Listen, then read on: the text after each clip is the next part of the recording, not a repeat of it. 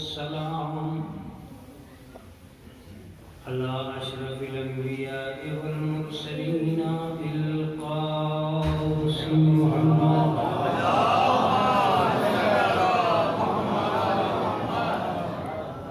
والصلاة والسلام على أهل بيته الطيبين الطاهرين المعصومين المظلومين المنتجبين المنتخبين.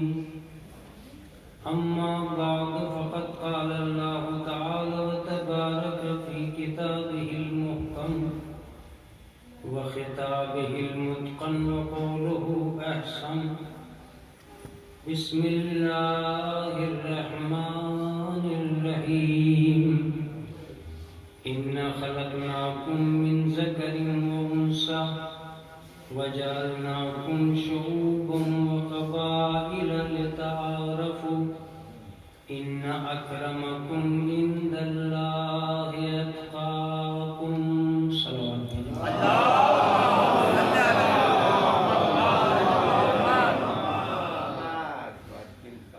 حاضرین کرام، عزاداریے جناب فاطمہ زہرا سے متعلق منصبیہ عربک کالج میں یہ اپنے سلسلے کی شروع ہونے والی مجالس میں تیسری تاریخ سے، اور میں سمجھتا ہوں کہ اب اس کے بعد شہر میں دوسرے مقامات پر مجلس کا انعقاد ہوگا. ان کی دنیا میں یہ یہاں تک عزاداری کا سلسلہ اپنے پورے اہتمام کے ساتھ آخری مقامات میں ہے.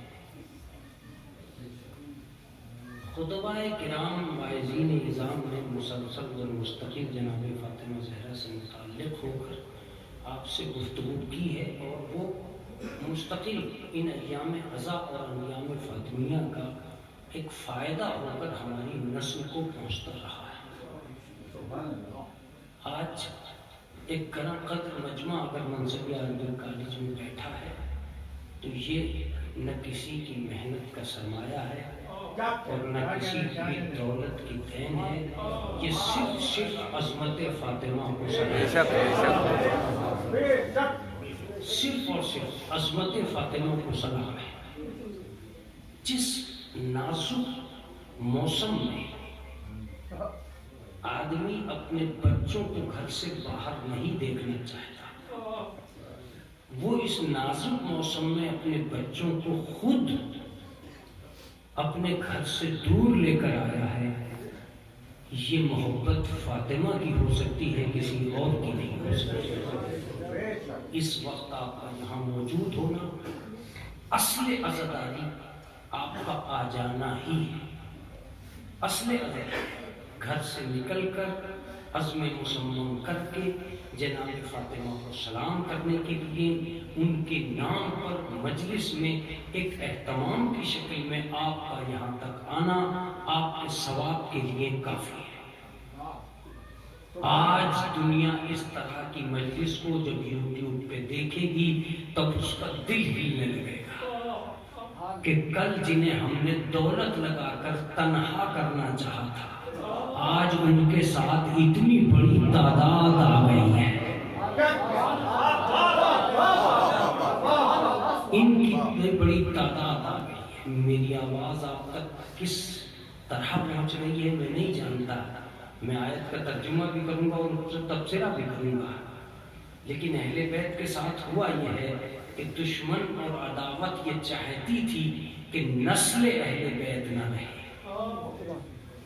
عزاداری مظلومہ نے ثابت کر دیا کہ جن کی نسل کو تم مٹانا چاہتے تھے، آج کتنی بڑی نسل ان کے ساتھ ہے.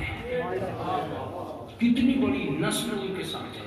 تمہیں سوچنا پڑے گا کہ جن کو تم تنہا کرنا چاہتے تھے، آج کتنی بڑی کثرت ان کے ساتھ ہے. جن کی محبت تم مٹانا چاہتے تھے، آج کتنی بڑی محبت ان کے ساتھ ہے. میں کسی بھی مجلس کو اس لیے نہیں پڑھتا کہ وہ ایک مجلس ہے، میں اس لیے پڑھتا ہوں کہ وہ ایک میسج ہے. اگر آپ آپ میں سب مل کے سوچنا چاہیں تو یہی وہ موقع ہے جہاں ہم اسلام کو اپنے بچوں تک پہنچا سکتے ہیں. اس لیے کہ کچھ بھی کر کے ہم ایسا ماحول نہیں بنا پا رہے تھے جو دین پہنچانے کے لیے اپنے بچوں کو اکٹھا کر دیں. فاطمہ کا صدقہ ہے جس کے نام پر ہمیشہ قومیں جمع ہوتی چلی جا رہی ہیں. جتنا چاہو دین پہنچاؤ، جتنا چاہو مذہب پہنچاؤ. یہی وجہ ہے کہ آج مولویوں کی آرزو بھی پوری ہو رہی ہے. اگر دین پہنچانے کے لیے یہ مجمع ہمیں نہ ملا ہوتا تو ہم خود اس مجمع کے گھر گھر گئے ہوتے تاکہ دین پہنچا سکے. احسان ہے فاطمہ کا، اس نے کہا تم گھر گھر مت جانا، میں ہر گھر یہی بلاؤں گا.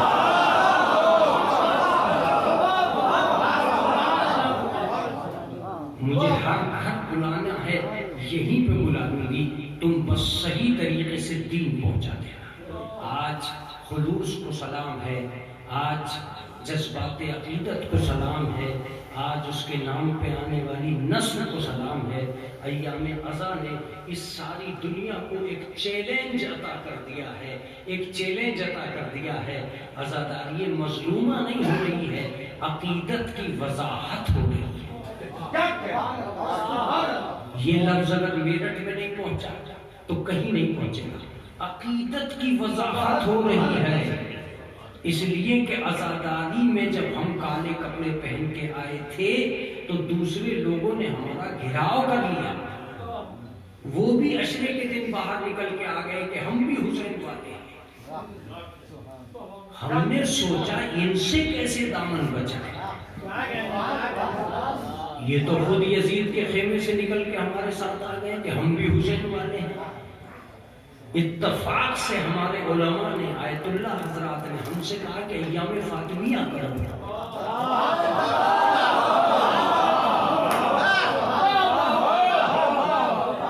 ایام فاطمیہ کرو اور اب ان سے پوچھو کہ تم قاتل کے ساتھ ہو یا مقتول کے ساتھ. ایک صلوات پڑھ دیں محمد.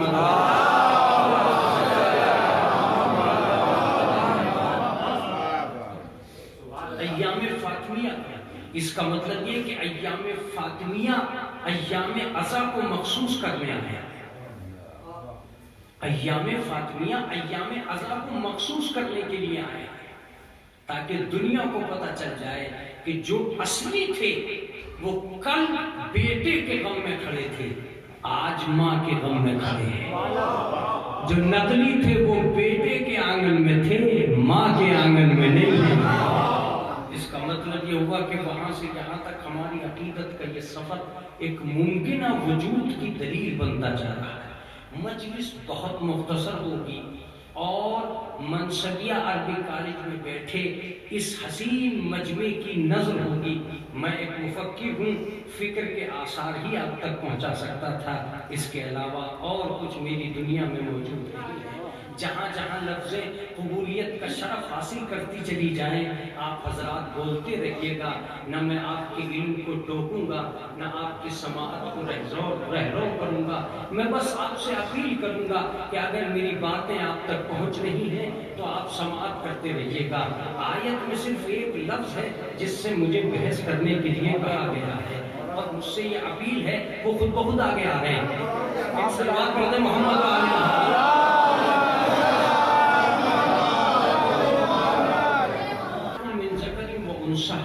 میں نے ایک مرد سے پیدا کیا ہے اور ایک عورت سے. یہ ایک آیت ہے جس کو میں بہت ساری مجلسیں کسی دوسرے موضوع پر پڑھ چکا ہوں.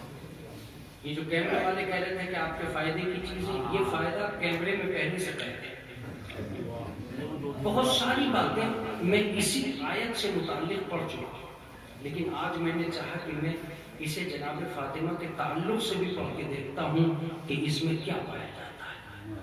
دنیا انسانیت کی خلقت کو پروردگار عالم نے منسوب کیا دو صنفوں سے. یہ اگر میرٹھ ہے اور صحیح طریقے سے گنجائش امکان پایا گیا تو ظاہر سی بات ہے سماعت میں کوئی گریز نہیں رہ جائے گی، بس آپ کا توجہ دینا ہی بہت ہو جائے گا. میں نے ایک تمہیں مرد سے پیدا کیا اور ایک عورت سے. دنیا خلقت کو اللہ نے دو صنفوں سے منسوب کیا ہے. ایک کا نام مرد رکھا ہے اور ایک کا نام عورت رکھا ہے۔ یہ جہاں جہاں تک انسانیت کا قبیلہ جاتا رہے گا ان دو دروازوں سے باہر نہیں جائے گا۔ ایک کا نام مرد ہے اور ایک کا نام عورت ہے۔ تخلیق کی دنیا ساری کی ساری دو ہی ذاتوں سے وابستہ ہے، ایک مرد اور ایک عورت۔ ظاہر سی بات ہے اب جب مرد اور عورت دونوں ہی خلقت کا کارنامہ ہے تو یہ طبیعت کے کرشموں میں الگ الگ ہو سکتے ہیں، قدرت کے نمونوں میں الگ الگ نہیں ہے۔ طبیعت چاہے یہ کہہ کے گزر جائے کہ ہم مرد ہیں تو بہت اچھے ہیں، وہ عورت ہے تو بہت بری ہے، ہم مرد ہیں تو بہت قوی ہے، وہ عورت ہے تو بہت کمزور ہے، ہم مرد ہیں تو منصب کے قابل ہیں، وہ عورت ہے تو منصب کے قابل نہیں ہے۔ یہ آپ کی منہ میاں مٹھو بننے کی عادت ہے۔ اگر قلم آپ کے ہاتھوں میں ہے تو لکھے جائیں گے، لیکن جس دن قلم عورت کے ہاتھوں میں آئے گا، جب تک آپ اپنے علم کے سکے چلا رہے ہیں چلائیے اور یہ کہیے کہ مرد بہت اچھے ہوتے ہیں، لیکن جس دن عورت اس کرسی پہ آ کر بیٹھ گئی اس دن کیا ہوگا؟ اس کا مطلب یہ ہے کہ کہیں نہ کہیں سوچنا پڑے گا کہ زمانہ کیوں ایسا کرتا ہے کہ مرد بہت اچھے ہوتے ہیں، عورتیں بہت بری ہوتی ہیں، عورتیں بہت اچھی ہوتی ہیں، مرد بہت برے ہوتے ہیں۔ طبیعت کی تاریخ میں یہ بات کبھی طے نہیں ہو پائی کہ مرد اونچا ہے کہ عورت اونچا ہے، مرد اونچا ہے کہ عورت اونچی ہے۔ یہ طبیعت کی تاریخ طے نہیں کر سکی۔ جب نہیں کر سکی تو میرے جی نے چاہا کہ میں ممبر پہ بیٹھ کے یہ بھی اپنے بچوں کو بتاؤں کہ اسلام کی دنیا میں نہ کبھی مرد کو فوقیت دی گئی، نہ کبھی عورت کو درجہ دیا گیا ہے۔ ادھار کی فضیلتیں بانٹنے کا نام اسلام نہیں ہے۔ اسلام اصلیت کو جانتا ہے، حقیقت سے وابستہ ہے، جو جس میں ہے اسی کو اسلام کہتے ہیں۔ اسلام یوں کسی کا طرفدار نہیں ہوگا کہ تم مرد ہو تو ہم تمہارے طرفدار ہیں، وہ عورت ہے تو ہم اس کے طرفدار نہیں ہیں۔ نہیں، اسلام نے بھی اپنا نظریہ رکھا اور نظریہ بڑا عجیب و غریب رکھا۔ میں آج اپنی اس مجلس سے جناب فاطمہ کے موضوع کے اعتبار سے یہ بتانے کی کوشش کروں گا، جتنے لوگ بیٹھے ہیں اسی لفظ پہ متوجہ ہو گئے تو میں آگے بڑھاؤں گا، ورنہ تو پھر تھوڑا سا ہٹنے لگوں گا۔ متوجہ رہیے گا۔ اسلام نے کہا سنو، ہم یہ کبھی افتخار کی تقسیم نہیں کریں گے کہ صاحب وہ مرد ہے تو بہت اچھا ہے، یہ عورت ہے تو بہت بری ہے۔ نہیں، ہم نے کسی مرد کو یا کسی عورت کو مرد اور عورت ہونے کی بیس پر اچھا اور برا نہیں کہا۔ تو ہم نے کہا پھر کیا ہے؟ کہا سنو، دنیا کا کوئی بھی مرد ہو اور دنیا کی کوئی بھی عورت ہو، مرد ہونا بافضیلت نہیں ہے، مومن ہونا بافضیلت ہے۔ میرا مجمع بولے گا ضرور۔ مرد ہونا بافضیلت نہیں ہے، مومن ہونا بافضیلت ہے، عورت ہونا بافضیلت نہیں ہے، مومنہ ہونا بافضیلت ہے۔ اب متوجہ رہیے گا، مرد کا صاحب ہم مرد ہیں، کیوں آپ مرد ہیں؟ آپ کا کوئی خرچ ہوا ہے مرد بننے میں؟ جس چیز میں آپ کا کچھ خرچ ہی نہیں ہوا اس پہ فخر کیا ہے؟ اللہ نے آپ کو مرد بنا دیا، آپ مرد بن گئے۔ فخر مرد بننے پہ نہ کیجئے، مومن بننے پہ کیجئے۔ توجہ دیجئے گا، اس لیے کہ مومن بننا فخر ہے۔ تم مرد تو اللہ نے بنایا تھا، تم مومن بنے تو فخر ہے، ایمان کو باقی رکھا تو فخر ہے۔ تو نہ عورت بننے میں کوئی فخر، نہ مرد بننے میں کوئی فرق۔ مومنہ ہو تو عورت قابل فخر ہے، اگر مومن ہے تو مرد قابل فخر ہے۔ اس کا مطلب یہ ہے، توجہ دیجیے گا، اس کا مطلب یہ ہے کہ صنف پہ فضیلت نہیں دی جاتی، صفت پہ فضیلت دی جاتی ہے۔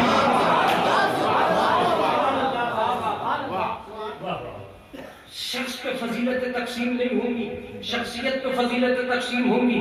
تم آدمی ہو تو کیا ہوا، یہ میرٹھ ہے اور لفظ کو مرنا نہیں چاہیے، زندہ رہنا چاہیے۔ ہم قد پہ فضیلت نہیں بانٹیں گے، قدامت پہ فضیلت بانٹیں گے۔ قد پہ فضیلتیں نہیں بانٹیں گے کہ وہ 7 فٹ کا ہے تو مرد اتنا بڑا ہے، وہ 6 فٹ کا ہے تو مرد اتنا بڑا ہے۔ کتنی فٹ کے ہوں، ہم فٹوں کے ذریعے سے نہیں بانٹتے، عظمتیں. WWE کا مقابلہ نہیں ہو رہا ہے. تم لاکھ مرد ہو کیا جانے مرد کا مطلب. مرد کا کوئی مطلب نہیں ہے. اگر تم مومن نہیں ہو تو کچھ نہیں ہو. یہی وجہ ہے کہ مرد تو ہر قوم میں ہو سکتا ہے. تو کیا سب کا فضیلت ہے؟ کیا سب کا فضیلت ہے؟ نہیں صاحب سب کا فضیلت نہیں ہے. تو اگر سب کا فضیلت نہیں ہے تو اس کا مطلب یہ کہ مومن ہونے میں فضیلت ہے. توجہ دیجیے گا. تو آپ مرد ہیں تو کیا مطلب کا مرد ہے قابل فخر ہے. کیوں قابل فخر ہے؟ تاریخ انسانیت کو کھنگالنا شروع کیا تو پتا چلا کہ مرد اس لیے افتخار کر رہے تھے کہ مردوں کے مجمع نے جمع ہو کے کہا ہم اس لیے کہہ رہے ہیں ہم مرد اچھے ہیں اس لیے کہ آدم جنت میں پیدا ہوئے. سب سے ایک عورت نکلی اور اس نے کہا کہ تم کہتے ہیں حوا کہیں اور پیدا ہوئی. بیدار تو ہیں حوا کہیں اور پیدا ہوئی. اگر آدم جنت میں پیدا ہوئے تو حوا بھی تو جنت ہی میں پیدا ہوئی. مردوں نے نکل کے کہا ہم میں ابراہیم ہے. عورتوں نے نکل کے کہا ہم میں ہاجرہ ہے. بیدار ہے بیدار ہے. اب بھی بیدار نہیں ہوئے. مردوں نے نکل کے کہا ہم میں نبی کو بچانے والا ابو طالب ہے.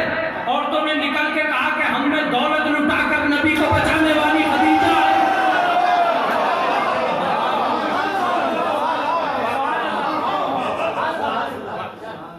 ہم میں موجود ہے. اب اگر ایام فاطمیہ ہو ہی رہے ہیں اور موضوع میرا پہنچ ہی رہا ہے تو یہاں سے وہاں تک میرا اپنا مجموعہ مجھ میں شریک ہو جائے گا. متوجہ ہوئیے گا. اگر آپ فضیلتوں کی دنیا میں علم اٹھا کے کہیں گے کہ مرد اس لیے اونچے ہیں کہ ان میں علی جیسا انسان ہے تو عورتیں نکل کے کہیں گی کہ فاطمہ جیسی خاتون ہے.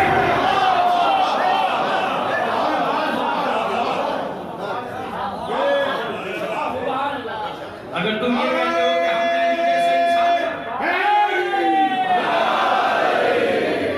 اگر تم یہ کہتے ہو اللہ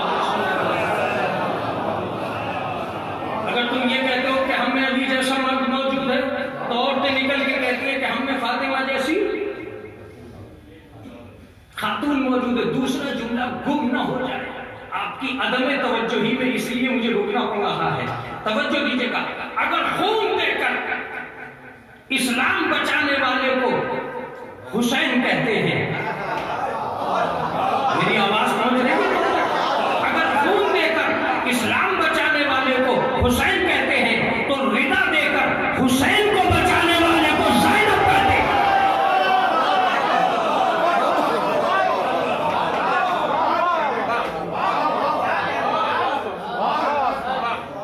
اس کا مطلب یہ ہوا کہ تاریخ انسانیت کے اندر نہ مرد ہونا بافضیلت ہے نہ عورت ہونا بافضیلت ہے.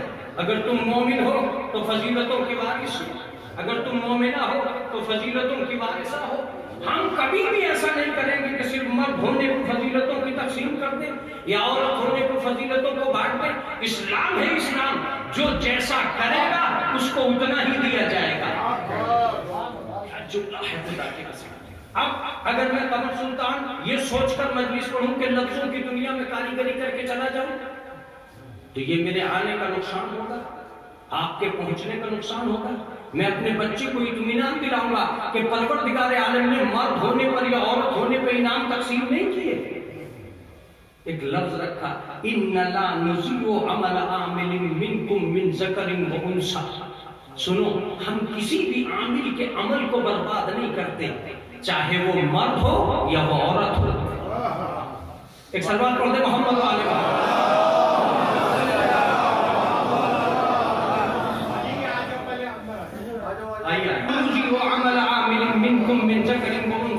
ہم کسی بھی عامل کے عمل کو برباد نہیں کرتے چاہے وہ مرد ہو یا عورت ہو. اس کا مطلب یہ کہ دنیا انسانیت کو پروردگار عالم نے مرد ہونے کی حیثیت سے نہیں نوازا یا عورت ہونے کی حیثیت سے نہیں نوازا. اگر نوازا ہے تو صرف اس بات پہ نوازا ہے کہ وہ کس قدر عامل ہے. عامل کی قدر ہے مرد اور یا عورت کی قدر نہیں. اگر تم یہ کہہ رہے ہو کہ ہم نے عبادت کر لی ہم عابد بن گئے تو وہ یہ کہہ رہی ہے کہ ہم نے عبادت کر کے عابدہ بن گئے.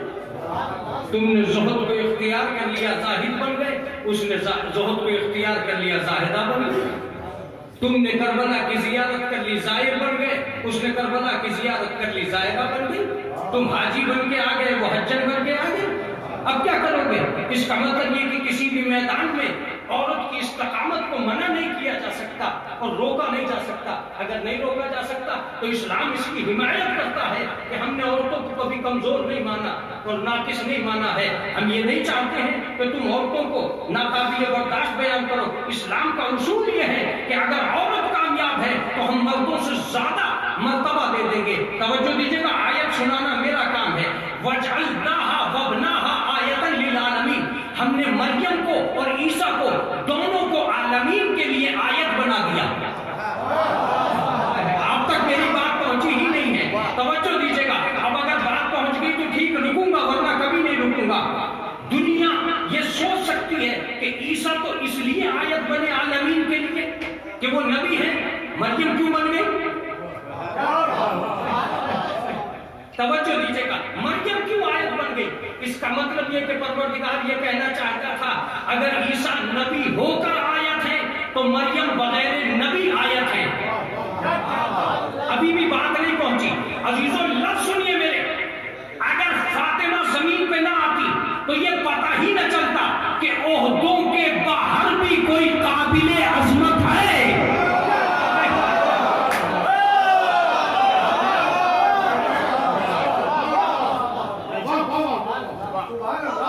عہدوں کے باہر کوئی قابل عظمت ہے؟ فضیلتوں کی دنیا منسوب ہو کے رہ جاتی، یہ پیغمبر ہے اس لیے افضل، یہ خلیل ہے اس لیے افضل، یہ مسیح ہے اس لیے افضل، یہ کلیم ہے اس لیے افضل۔ توجہ دیتے رہیے گا، یہ کلیم اللہ ہے افضل ہے، یہ روح اللہ ہے افضل ہے، یہ آدم صفی اللہ ہے افضل ہے۔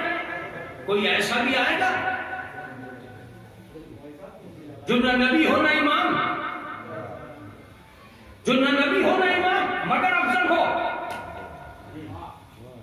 منصب کی دنیا میں فضیلت بند نہ ہو جائے اس لیے اللہ نے فاطمہ کو زمین پہ بھیجا۔ ابھی بھی بات سمجھ میں نہیں آئی۔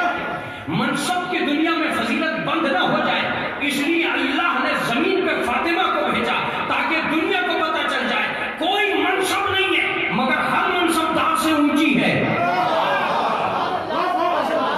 بات ابھی بھی نہیں پہنچ رہی ہے۔ دنیا میں دو ہی منصب تو تھے، ایک نبوت اور ایک امامت۔ نبیوں کے آخری کو کھڑا کر دیا تاکہ نبوت کا پتہ چل جائے، امامت کے پہلے کو کھڑا کر دیا تاکہ امامت کا پتہ چل جائے۔ اس کا مطلب یہ کہ اس کائنات میں منصب کے باہر بھی عظمت کی ایک دنیا پائی جاتی ہے۔ کیوں؟ اس لیے کہ عظمت کا ایک وقار ہے، عظمت کی ایک حیثیت ہے۔ تو نہ مرد نہ عورت کوئی نہیں۔ اب میں یہاں ایک آیت سنانا چاہتا ہوں آپ کو جو میرے موضوع سے متعلق ہے۔ میں چاہتا ہوں کہ میرے بچے مانوس رہیں۔ ایک آیت اور بات تمام۔ من عمل صالحا من ذکر و انثی فلنحیینہ حیاۃ طیبہ، جو بھی تم میں سے عمل صالح انجام دے گا، چاہے مرد ہو چاہے عورت، ہم اسے حیات طیبہ دیں گے۔ کیا دیں گے؟ حیات طیبہ۔ اس کا مطلب یہ کہ مرد ہونے پہ اللہ نے زندگی دی مگر پاکیزہ نہیں دی۔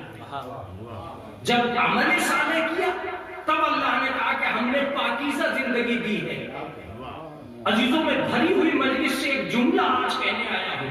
اس دنیا کے اندر اس آیت نے دو قسمیں پیدا کر دی زندگی کی، کہ کچھ لوگ زندگی والے ہیں اور کچھ لوگ پاکیزہ زندگی والے ہیں۔ بات قمر سلطان کلیئر نہیں ہو رہی ہے۔ کچھ لوگ صرف زندگی والے ہیں اور کچھ لوگ پاکیزہ زندگی والے ہیں۔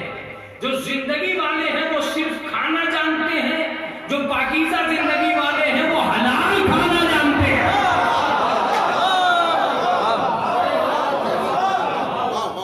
بہت توجہ ہو گئی۔ اس کا مطلب یہ کہ زندگی اور ہے، پاکیزہ زندگی اور زندگی والا خود کے لیے سوچتا ہے، پاکیزہ زندگی والا خدا کے لیے سوچتا ہے۔ قمر سلطان بات عام ہوئی نہیں، زندگی والا اپنے لیے جیتا ہے، پاکیزہ زندگی والا سب کے لیے جیتا ہے۔ اللہ نے کہا من عمل صالحا، جو بھی عمل صالح انجام دے گا ہم اسے پاکیزہ زندگی دیں گے۔ تو پاکیزہ زندگی کسے ملے گی؟ جو عمل صالح کرے گا۔ مرد کو نہیں دی، عورت کو نہیں دی۔ جب اس نے عمل صالح کیا، انسانیت کے قبیلے کا تعلق ہی دو چیزوں سے ہے، ایک ایمان سے اور ایک عمل صالح سے۔ والعصر ان الانسان لفی خسر الا الذین آمنوا وعملوا الصالحات۔ زمانہ نقصان میں ہے، فائدے میں وہ ہے جو ایمان لے آئے یا انہوں نے عمل صالح کر لی۔ توجہ دیجیے گا، توجہ دیجیے گا۔ قد افلح من زکاہا، کامیاب وہ ہے جس نے اپنے نفس کو پاکیزہ بنا لیا۔ اس کا مطلب یہ ہوا کہ دنیائے انسانیت کو پروردگار عالم نے صرف مرد ہونے پہ افتخار کے تمغے نہیں دیے، عمل صالح میں افتخار کے تمغے دیے۔ اب جب عمل صالح میں افتخار کے تمغے دے ہی دیے تو اب ایک ہی ضرورت تھی کہ جب انسان مرد ہو کر یا عورت ہو کر دنیا میں پہنچے گا تو اب اسے چاہیے کہ کوئی ابھارے، اونچائی دے۔ بلند کون لائے گا؟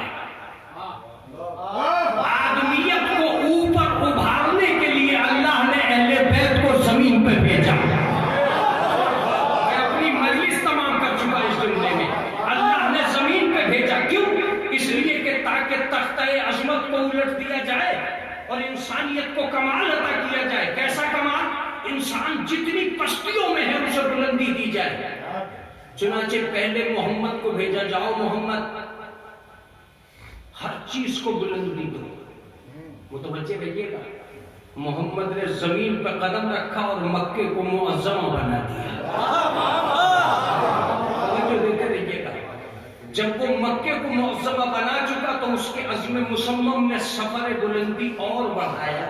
ترقیوں کا یہ سفر مدینے تک پہنچا اور اس نے جاتے ہی مدینے کو منورہ بنا دیا۔ متوجہ رہیے گا، مدینہ جب منورہ ہو چکا تو اس نے ایک قبیلے کا تعارف کرایا جس کے نام بلندیوں کو وقف کر دیا اور آواز دی جب تک یہ موجود ہے بلندیاں انسانیت کی جاگیر بنتی رہیں گی۔ علی نجف جائے گا اشرف بنا دے گا، حسین کربلا آئے گا معلّہ بنا دے گا۔ انسانیت آہستہ آہستہ ترقی کرتی رہی، آل محمد زمین پہ آتے رہے۔ کمال یہاں تک پہنچا کہ پستیوں کا قلاقمہ ہونے لگا۔ انسان کے ذہن سے پستیاں نکالنے کا اور کوئی تصور موجود نہیں تھا سوائے اس کے کہ ان کو نیچے لایا جائے جو بلندیوں کا مقدر رہے ہیں۔ وہ کون ہے جو بلندیوں کا مقدر رہے ہیں؟ جب جناب آدم نے آسمان پر جنت کے اندر تخلیق سے مشرف ہو کر نگاہوں کو اونچا کیا تو ایک نور دیکھا جو اتنی بلندی پہ تھا کہ جناب آدم نے کہا معبود یہ کون ہے؟ کہا یہ فاطمہ ہے۔ کہا یہ اس کے سر پہ تاج کیا ہے؟ کہا یہ اس کا باپ ہے۔ یہ اس کے گلے میں گلو بند کیسا ہے؟ کہا یہ اس کا شوہر علی ہے۔ یہ اس کے گوشوارے کیسے ہیں؟ کہ یہ اس کے بیٹے حسن اور حسین ہیں۔ توجہ دیجیے گا، کہا معبود یہ مجھ سے بھی پہلے پیدا ہوئے ہیں؟ کہا بالکل، یہ اس وقت پیدا ہوئے ہیں جب زندگی کے نام ایک وقف نامہ لکھا گیا تھا۔ حیات ان سے پہلے تھی ہی نہیں دنیا کے اندر، یہ حیات میں سب سے پہلے پیدا ہوئے ہیں۔ پروردگار عالم یہ ہے کون؟ کہ آدم سلام کرو، اگر انہیں پیدا نہ کرتا تو تمہیں پیدا نہ کرتا۔ کہ سلام پڑھتے محمد والے۔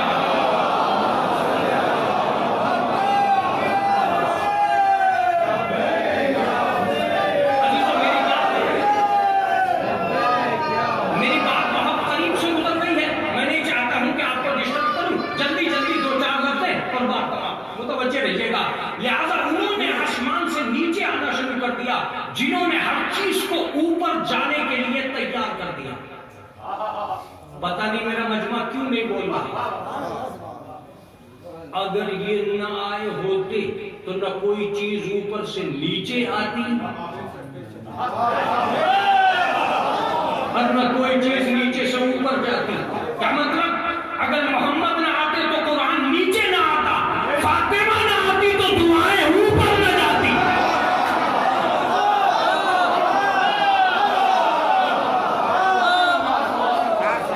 لہذا نیچے کی چیزوں کو اوپر جانا سکھایا، اوپر کی چیزوں کو نیچے جانا سکھایا. اب میں ایک ہی لفظ کہوں گا، اہل بیت زمین پہ نہیں آئے، بلندیوں کو آسمان سے چھین کے نیچے لائے.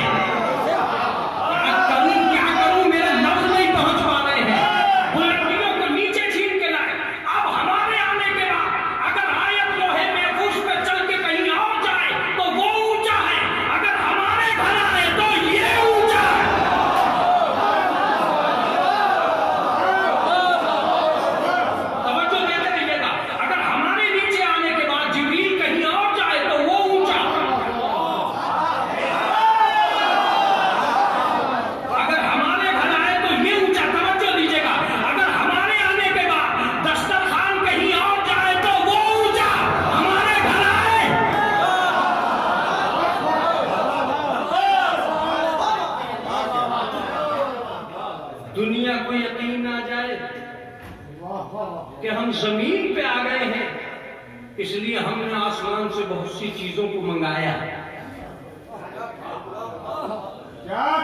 یہ میرٹھ ہے خدا کی قسم. فاطمہ کیوں روزانہ امت کو احساس کمتری میں مبتلا کرتی ہو؟ کبھی لباس منگا لیا، کبھی دسترخوان منگا لیا، کبھی خود منگا لیا، کبھی کنیز سے منگوا لیا. یہ ساری دنیا روزے رکھ رکھ کے سوچ رہی ہے کہ ہمارے لیے تو ٹکڑا بھی نہ آیا، کبھی نوالا بھی نہ اترا، کبھی رومال بھی نہ آیا آسمان سے. یہ کیسی فاطمہ ہے کہ اس کے بچوں کے لیے لباس آ گیا، خود اس کے لیے لباس آ گیا، ہمارے لیے رومال ہی آ جاتا. پتہ یہ چلا کہ امت اور ہے، آل محمد اور ہے.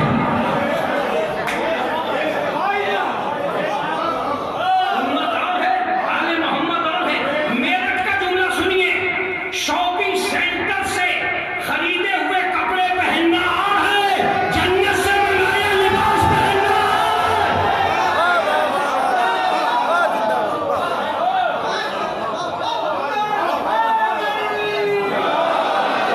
جنت سے لباس منگایا، لباس پہننا اور ہے، شاپنگ سینٹر سے منگایا ہوا کپڑا پہننا اور ہے.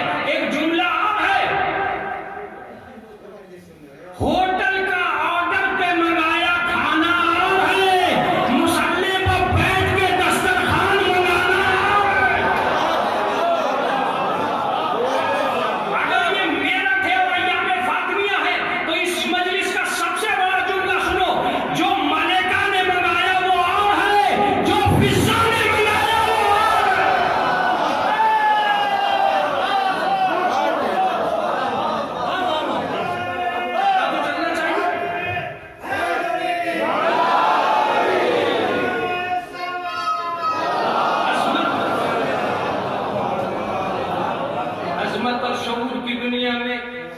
یہ بات مسلم ہو چکی تھی کہ فاطمہ اس کمال کی وارث ہے جس کا کوئی وارث نہیں.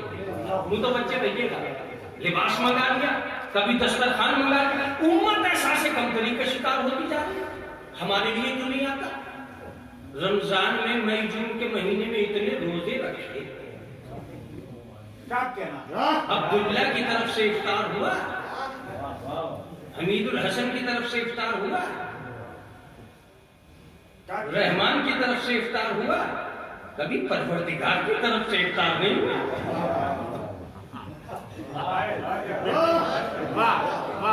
میں نے کہا معبود میں جنتی ہوں بھی کہ نہیں؟ اچھا تو یہ سوچ رہا ہے کہ کنفرم جنتی ہوا کہ نہیں ہوا؟ میں نے کہا ابھی تک تو میں خود نہیں کہہ پا رہا کہ میں کنفرم جنتی ہوں بھی کہ نہیں. کہ دنیا کا کوئی عمل ایسا نہیں ہے جو تجھے کسی بھی موڑ پہ کنفرم جنتی بنا دے. کیوں؟ بوڑھا ہو گیا روزے روزے رکھتے رکھتے، اب بھی میں کنفرم جنتی نہیں ہوں. کا سوچ لینا، ہم نے دنیا میں کسی کو بھی کنفرم جنتی بنایا ہی نہیں ہے. جہاں دنیا کے اندر کوئی کنفرم جنتی نہیں تھا وہاں فاطمہ کے بچے کنفرم جوانان جنت کے سردار تھے.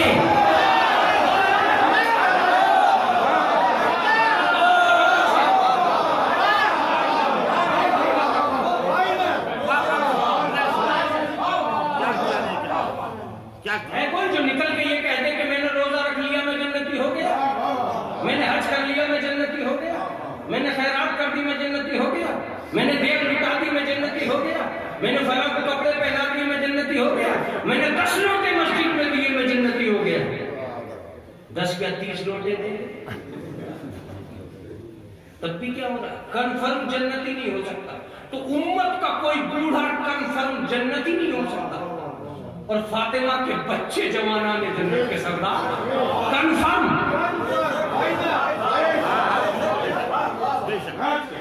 کوئی تو فرق ہے, کوئی تو فرق ہے امت میں اور آل محمد میں. عجیب بات ہے. تو اس کا مطلب یہ کہ تمہارے بچے حسنین جیسے نہیں ہیں؟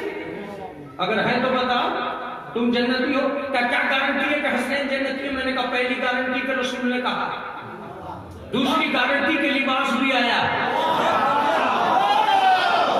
تیسری گارنٹی کے کھانا کھایا. اگر تم بھی ہو تو لباس منگا, اگر تم بھی ہو تو کھانا منگا, تم بھی ہو تو رسول سے کہلوا کہ تم کنفرم جنتی ہو گئے. میں نے کہا کہ اے میرے معبود محنت تو کر رہا ہوں, بھوکا تو مر رہا ہوں, جنتی بنا کیوں نہیں دیتا؟ کہہ دینا ایک دفعہ, کہہ دینا ایک دفعہ کہ تو جنتی ہے. کا نہیں کہہ سکتا. کیوں نہیں کہہ سکتا؟ کا فرق تو رہے تجھ میں اور فاطمہ میں. تو میں نے کہا ایک دفعہ ہی صحیح, 55 سال تک روزے رکھوانے والے ایک دفعہ اپنے ہاتھ کا افطار بھیجتے. روٹی کھاؤں گا میں کہوں گا جنت کا افطار کیا, کہ نہیں بھیجیں گے. کیوں نہیں بھیجیں گے جب اچھا خاصا سب کو کھلاتا چلا آیا ہے؟ یا تو یہ کہہ دے کہ وہاں روٹیاں ہیں ہی نہیں, اگر ہے دوسروں کے لیے بھیج سکتا تو ہمارے لیے نہیں بھیج سکتا. کہ کبھی نہیں بھیجوں گے. کیوں نہیں بھیجیں گے؟ کہ اس لیے نہیں بھیجوں گا کہ اس وقت تک انسان جنت کا کھانا نہیں کھا سکتا جب تک اس میں گناہ کرنے کے امکان ہیں. آپ بالکل مت بولو, بالکل مت بولو, مگر یہ بات سچ ہے. کیا گارنٹی ہے کہ آج تو سچ بول رہا ہے کہ جھوٹ نہیں بولے گا؟ جنت کا کھانا انہیں ملے گا جو کبھی جھوٹ بولے ہی نہ ہو.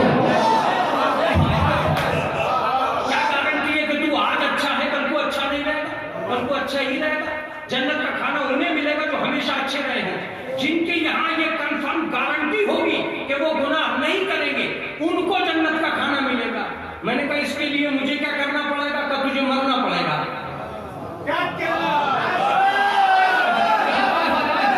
آپ غور نہیں کر رہے, کہ تجھے مرنا پڑے گا. جیسے ہی تم مرا گناہ کے امکان ختم. اب کہا جائے گا ابشروا بالجنۃ التی کنتم بہا توعدون, انہیں بشارت دے دو جنت کی جس کا ان سے وعدہ کیا گیا تھا. تو مرتے ہی کہہ دیا, مرنے سے پہلے کہ اس وقت تک تیرے اندر گناہ کے امکان تھے. اگر میرٹھ کے مجمع نے یہ تسلیم کر لیا ہے کہ جنت کا کھانا دنیا میں لوگوں کو اس لیے نہیں مل رہا ہے کہ انہیں ملے گا جو گناہ نہیں کرتے ہیں, تو اب مجھ سے سنو, معصومہ فاطمہ نے اس لیے کھایا کہ وہ معصومہ تھی, حسن نے اس لیے کھایا کہ وہ معصوم تھے, حسین نے اس لیے کھایا کہ وہ امام تھے, پیغمبر نے اس لیے کھایا کہ وہ نبی تھے. میری سمجھ میں نہیں آتا فضا نے کیوں کھایا؟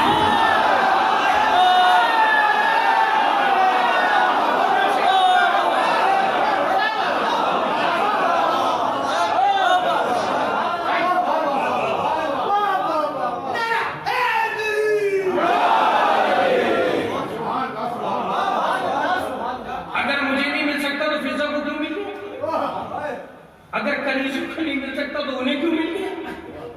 ان کا بھی روک دے. فاطمہ کھائیں ٹھیک ہے, فضا کیوں کھا رہی ہے؟ تو اگر فضا نے کھایا تو تجھے جاننا پڑے گا کہ کیا ہے, راز کیا ہے.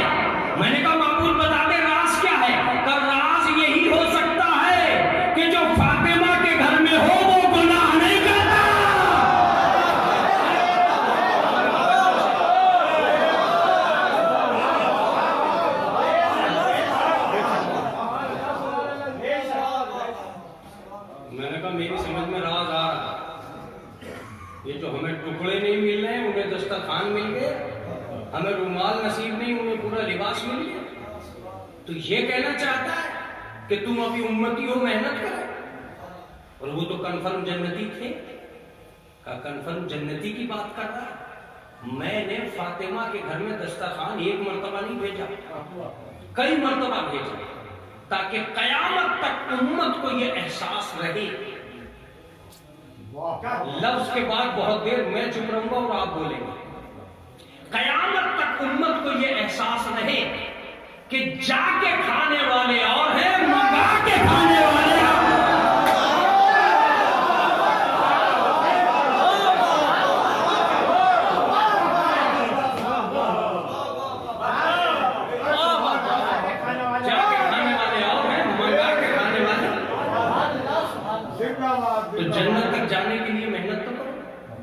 میں نے کہا میں بھی ضد نہیں کرتا، ٹھیک ہے پروردگار کا معاملہ ہے، نہیں کھلانا چاہتا مت کھلاؤ، مگر میں نماز پڑھتا رہوں گا، روزہ رکھتا رہوں گا، اس امید میں کہ مجھے جنت مل جائے۔ توجہ دیتے نہیں کہ اچھا تجھے امید ہے؟ میں نے کہا بالکل امید پر دنیا کا ہے، لیکن معمول افسوس یہ ہے کہ کس یقین پہ جیوں؟ تو یقین میں چاہتا کیا؟ میں نے کہا ایک کام کریں، اس وقت انٹرنیٹ کا دور چل رہا ہے، اس انٹرنیٹ کے دور میں شو کر دینا کہ فلاں صاحب کا کمرہ یہ ہے،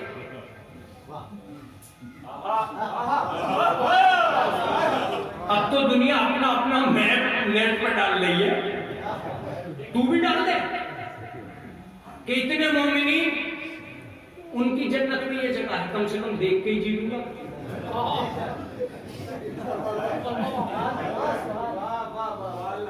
اب جب میں بات کھولوں گا جب پتا چلے گی، کیا غلط سوچ رہا ہے، مجھ سے کیوں کہہ رہا ہے کہ میں جنت کو شو کروں؟ اب جنت کو وہ شو کرے گا جنہیں میں جنت دے چکا ہوں۔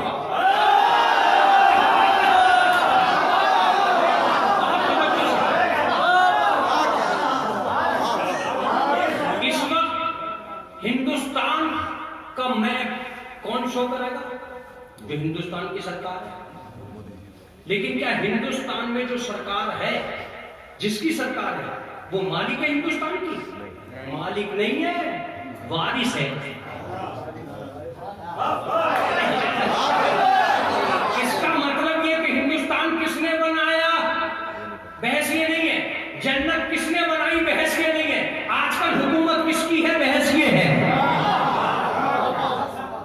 ان سے جنہوں نے، جن کو میں جنت دے چکا، میں نے کہا وہ کون ہے؟ کہا وہ وہی ہے جو جنت کی ملکیت کا دعویٰ کر رہے ہیں، بار بار جنت کی چیزوں کو دنیا میں دکھلا رہے ہیں۔ میں نے کہا اس کا مطلب یہ کہ کوئی ایسا بھی ہے جو یہ شو کر سکتا ہے کہ تمہارا مقام جنت میں یہ ہے؟ خدا کی قسم یہ میرٹھ ہے اور گونج جائے گا اس مسئلے میں۔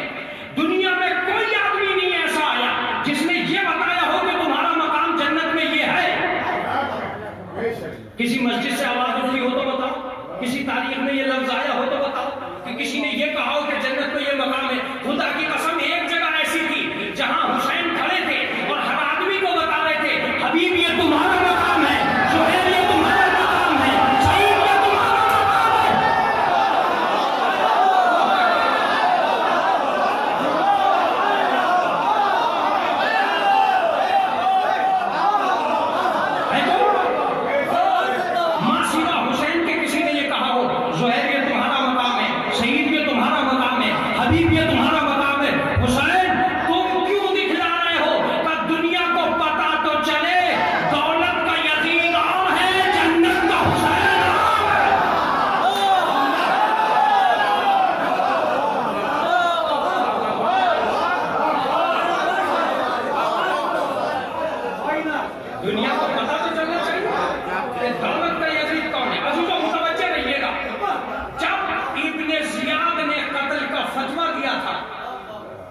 تو عمر سعد سے کہا تھا کہ تجھے ملک دوں گا۔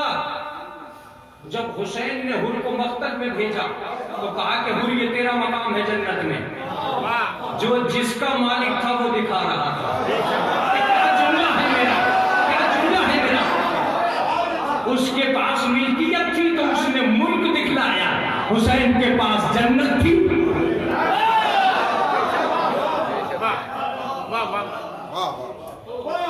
آج ایام فاطمیہ کی یہ آخری مجلس ہے. منصبیہ عربک کالج کے طلباء علماء خدا انہیں سلامت رکھے حسین پروگرام کر کے یہ اپنی شرکت کر رہے ہیں جناب فاطمہ زہرا کی عظمت میں اپنا مقام پیدا کر رہے ہیں.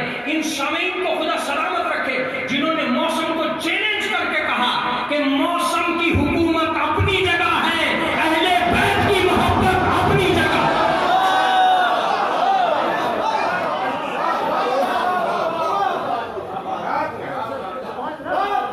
اب چند لفظ اور بات تمام.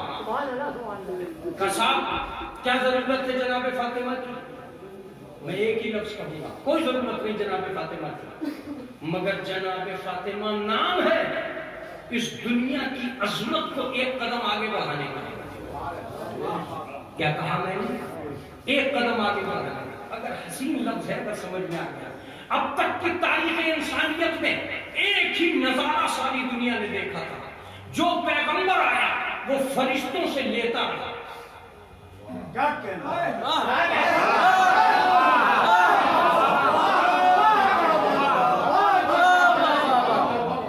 جو بھی آئے فرشتوں سے لیتا رہا. کیسے؟ جناب موسیٰ آئے یہ لے آؤ, جناب عیسیٰ آئے مائدہ آ گیا, جناب موسیٰ آئے من السلویٰ آ گیا, جناب مریم آئی دسترخوان آ گیا. جتنے بھی لوگ آئے سب فرشتوں سے لیتے رہے. حد یہ ہوئی کہ معصوم فرشتوں نے معصوم زخمی ہو کر گرتے رہے, یہ اپنے پروں سے مس کر کے انہیں صحیح کرتے رہے. اس کا مطلب یہ ہے کہ اب تک کی تاریخ عصمت یہ تھی کہ فرشتے دیتے رہے, حسین نے آواز دی. اب تک دینے کا کام تھا, اب لینے کا کام ہے.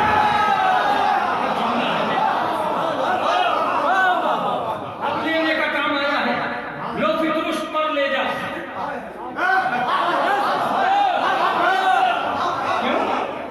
سنو, تاریخ انبیاء نام ہے فرشتوں سے لینے کا, تاریخ فاطمہ نام ہے فرشتوں کو دینے کا. جو سب کو بانٹے انہیں فرشتے کہتے ہیں, جو فاطمہ کے دروازے پہ مانگے انہیں فرشتہ کہتے ہیں. اس کا مطلب یہ ہے کہ جن دروں پہ بانٹیں گے وہ در اور ہے, جس در پہ مانگیں گے, کیا جملہ ہے, جس در پہ مانگیں گے وہ در اور ہے. آخری جملہ, تاریخ انسانیت جانتی تھی کہ عظمت ایک قدم آگے بڑھ ہی نہیں سکتی اگر فاطمہ نہ آ جائے. کب بڑھے گی؟ مریم نے رزق منگوایا, فاطمہ نے روٹیاں پکا کر بھیجی تاکہ پتہ چلے منگانے والی خاتون اور ہے, بھیجنے والی فضائی کی دنیا میں جناب فاطمہ کا مقام یہ ہے. آخری جملہ ہے میرا فضائی کا. جناب فاطمہ کا مقام یہ ہے کہ اللہ نے عظمت بخشی ہے نبوت کو, اور نبوت کا آخری فاطمہ کی دن کھڑا ہوا. کیوں؟ پیغمبر کو کھڑے ہونے کی کیا ضرورت ہے؟ کہ کھڑے ہی اس لیے ہوئے تھے کہ کسی بیٹی کے لیے کھڑے نہیں ہوتے, فاطمہ کے لیے, منصبدار کے لیے کھڑے ہوتے. کیسا منصب جو سارے منصبوں کی ڈھارس ہے. یہاں میں چھٹے معصوم کا ایک قول سنوں, تم پر جملہ سنا. یہ مولویوں کی تمنا ہے کہ وہ اس جملے کو آپ تک پہنچائیں. تم پر ہم حجت ہیں, ہم پر فاطمہ حجت ہے. توجہ دیجیے گا, یہ بھی چھٹے امام کا قول ہے کہ جب ہم چاہتے ہیں کہ ہمیں علم ما کان وما یکون میں اضافہ کرنا ہوتا ہے تو ہم جناب فاطمہ کے صحیفے سے علم حاصل کرتے ہیں. جناب فاطمہ کا بی بی کا ایک نام محدثہ ہے. محدثہ اسے کہتے ہیں جس سے فرشتے گفتگو کرتے ہیں. میں نے 10 مرتبہ 20 مرتبہ 100 مرتبہ ایک جملہ پڑھا ہے, آج تک آپ آپ کو نہیں سنایا ہے، میں آج آپ کو سناتا ہوں۔ جب جناب فاطمہ زہرا کے باپ کا انتقال ہوا تو سب سے زیادہ مضطرب رہی جناب فاطمہ۔ ان کا دل بہلانے کے لیے فرشتے آیا کرتے تھے، وہ جو گفتگو کرتے تھے اس کو فاطمہ علی سے سناتی تھی، علی ان کو لکھتے جاتے تھے، اس کا نام صحیفہ فاطمیہ ہے۔ فرشتے زمین پہ اس لیے اترتے تھے کہ فاطمہ تڑپنے فاطمہ مضطرب نہ ہونے کا۔ عزیزو، خداوند عالم تمہاری اولادوں کو سلامت رکھے، ایام فاطمیہ میں کسی طریقے کی کوئی کمی نہ کرنا، آنکھوں میں آنسو آئے تو انہیں روکنا نہیں۔ آج مجھ سے ایک جملہ سنو اور اس امام بارگاہ کو گونجنے کا موقع دے دو، اپنی آوازوں کو بلند کرنا۔ ایک مجھ سے جملہ سنو۔ کل تک تمہیں یہ کہا جاتا تھا کہ رو اس لیے کہ حسین کی مجلس میں فاطمہ آئی ہے۔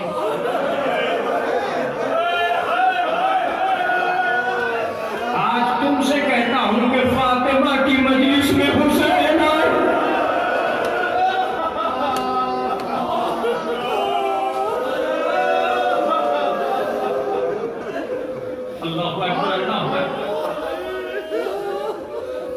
آج یہاں اس مجلس میں مجھ سے یہ کہا گیا کہ میں مسائل پڑھوں جناب محسن کے، علی کا وہ بیٹا جو اس دنیا میں آنے سے پہلے شہید۔ عزیزوں، مسائل سے پہلے میں ایک جملہ آپ کو سنانا چاہتا ہوں۔ آپ وہ ہیں جو کربلا کے بعد روئے ہیں، فاطمہ وہ ہے جو کربلا سے پہلے روئی ہے۔ میں بس تم سے اتنا ضرور کہوں گا کہ یہ میرٹھ ہے، میرٹھ میں بیٹھا ہوا یہ مجمع دور دراز سے آئے ہوئے عزاداروں کا مجمع ہے۔ اس لیے میں تم سے آج ایک اپیل کرتا ہوں، یہ منصبیہ کے علماء ہیں، طلبہ ہیں، فضلاء ہیں، ان کے درمیان میں ایک جملہ کہتا ہوں کہ میں نے بہت تلاش کیا، جب کسی امام نے جناب فاطمہ کا تعارف کرایا تو ایک جملہ ضرور لکھا، ہماری جدہ مظلومہ۔ اہل بیت کے گھرانے میں سب سے بڑی مصیبت کب نازل ہوئی؟ عاشور کے دن۔ کہا مولا کیا عاشور سے بھی بڑا دن کوئی ہے؟ کہا ہاں، وہ دن عاشور سے بھی بڑا تھا جب جلتے ہوئے دروازے کے نیچے ہماری ماں فاطمہ کو دبایا۔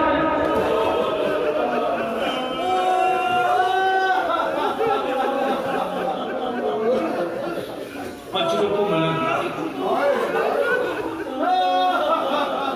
عزیزوں، منصبیہ کے چاروں طرف جناب فاطمہ کے اقوال لکھے ہوئے ہیں، ہر جگہ پر آپ ایک ایک جملے کو پڑھتے چلے جائیں اور رونے کو جی چاہتا ہے۔ تم کیوں آئے ہو یہاں؟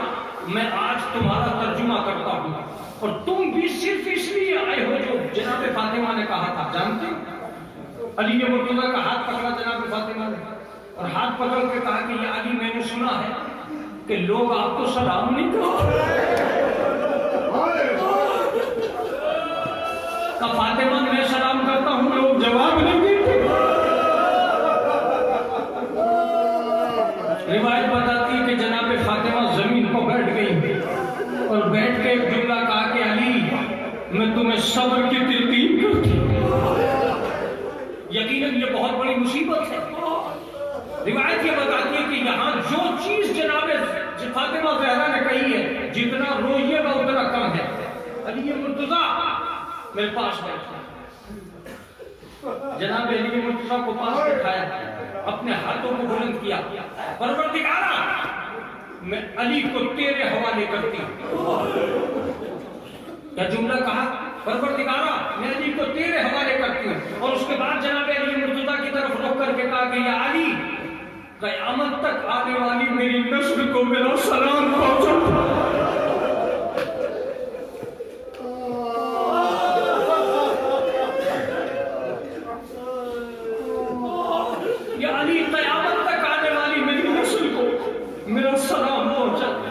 یہی وجہ میں بیٹھے وصیتیں شروع کر دی، یا علی میرے بچوں کا خیال رکھنا۔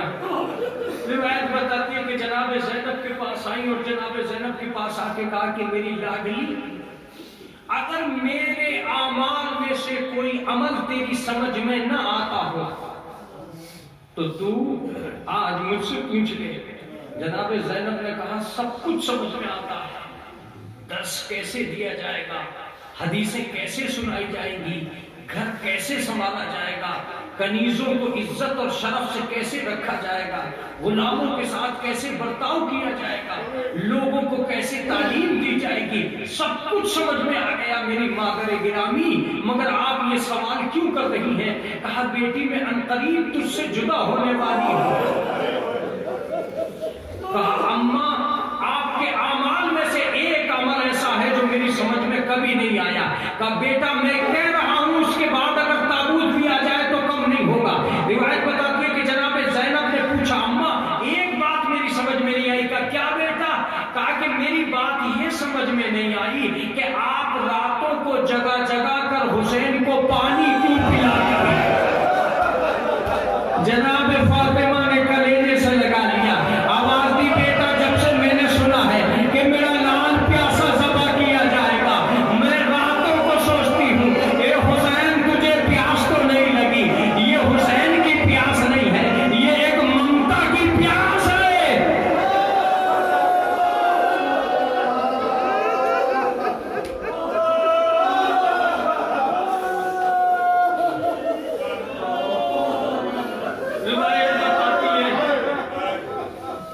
شام کا وقت آیا، اسمہ بنت امیس نے قریب بلایا اور قریب بلا کے اسمہ بنت امیس سے کہا اسمہ بنت امیس دن چھپنے میں کتنی دیر؟ کبھی بھی ایک سال باقی ہے۔ کہا اسمہ میرے ساتھ آؤ۔ اسمہ ساتھ آئی، جناب فضہ کو کہا فضہ ادھر آؤ، دیکھو میں اس حجرے میں جا رہی ہوں، دروازہ بند کر دوں، دروازے کے پاس آ کے سنتی رہنا، جب تک میری تسبیح کی آواز آتی رہے سمجھنا میں زندہ ہوں، اور جب میری تسبیح کی آواز آنا بند ہو جائے تو سمجھنا میں بابا کے پاس چلی گئی۔ جناب فضہ بیان کرتی ہے کہ میں بار بار جاتی تھی دروازے سے تو آواز آتی تھی سبحان اللہ سبحان اللہ، لیکن ایک دفعہ گئی تو دروازے کے پاس کوئی آواز نہیں آئی، گھبرا کے دروازہ کھولا، اب کیا دیکھا کہ تسبیح زمین پر پڑی ہے، کشتی نجات، میرے منہ سے نکلا انا للہ۔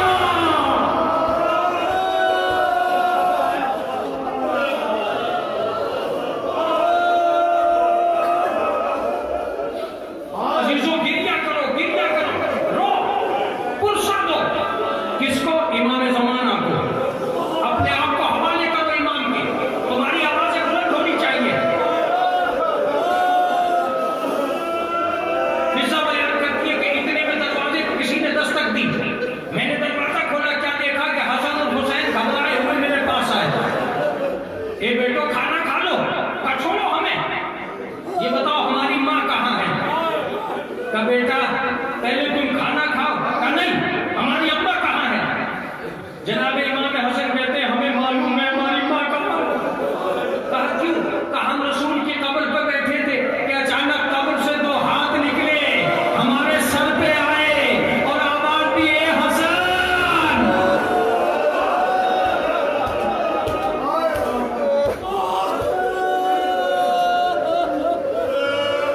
جناب فضہ نے دروازہ کھول دیا، امام حسن اور امام حسین نے ننھے ننھے امام زمین پر پھینک دیے، اماں سے لپٹ کے کہا اماں ہم یتیم ہو گئے۔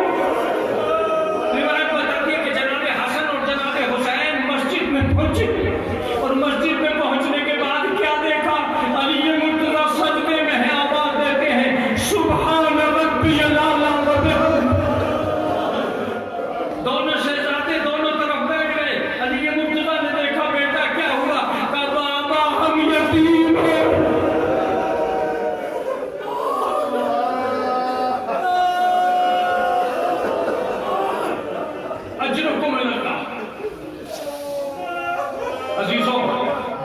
کبھی ایام فاطمیہ ہو.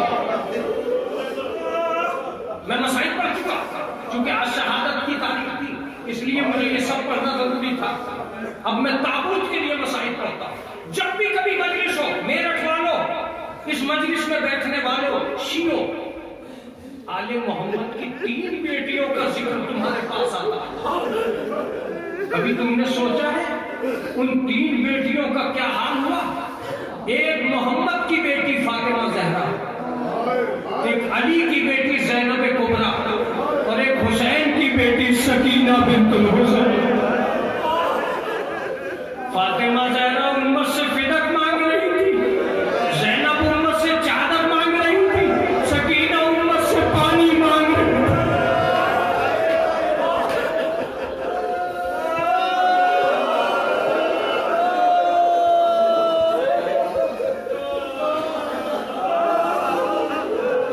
دربار میں کھڑے ہو کے جناب فاطمہ زہرا کہتی ہیں، دربار میں کھڑے ہو کے جناب فاطمہ زہرا کہتی ہیں، ان لوگوں فدق میرا حق ہے، میں اسے مانگنے آئی ہوں، کبھی بھی کوئی گواہ پیش کرو. امام حسن اور امام حسین کو آگے کیا، ایک تحریر لی. یہاں جو جملہ کہوں، جب متواتر 3 گھنٹے کھڑے ہوئے جناب فاطمہ کو ہو گئے دربار میں، 3 گھنٹے ہو گئے، تو جناب فاطمہ نے زینب سے کہا میرے لال بیٹھ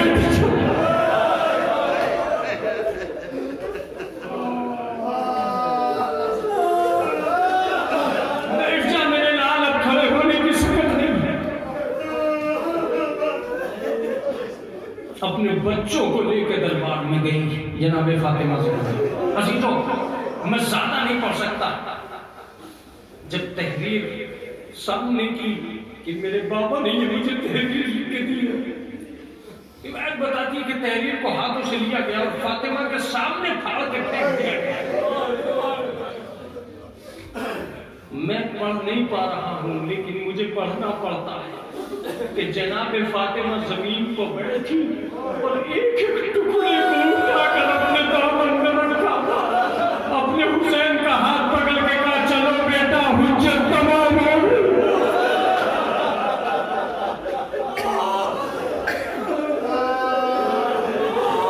حجت تمام ہو گئی بیٹا، اپنے گھر پہ آ گئی. روایت یہ بتاتی ہے کہ تھوڑی سی دیر کے بعد ایک ہجوم دروازے پہ آیا. فاطمہ دروازہ کھولو، علی کو باہر نکالو.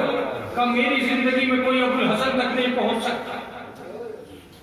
دروازہ بند کر کے اس کے پیچھے کھڑی ہو گئی. عزیزوں، چھٹے ایمان فرماتے ہیں کہ میں اس دن کے لیے قیامت تک روتا رہوں گا جب میری جدہ پر جلتا ہوا دروازہ گرایا گیا. دروازے سے لگ کے کھڑی ہو گئی. باہر سے آواز آئی فاطمہ، اگر تم نے ابو الحسن کو باہر نہیں بھیجا تو ہم دروازہ گرا دیں گے. کیا تم اس گھر کو گراؤ گے جس میں حسن اور حسین رہتے ہیں؟ ایک اور آواز آئی فاطمہ، اگر تم نے دروازہ نہیں کھولا ہم دروازے کو آگ لگا دیں گے. کیا اس گھر کو آگ لگاؤ گے جس میں وحی کے ترجمان رہتے ہیں؟ کہ فاطمہ ہٹ جاؤ. روایت یہ بتاتی ہے کہ جب نہیں ہٹی تو لکڑیوں کے جلنے کی آواز آنے لگی. عزیزوں کو مقام آ گیا جہاں شیعہ قیامت تک روئے گا. روایت بتاتی ہے کہ جناب فاطمہ نہیں ہٹی. اچانک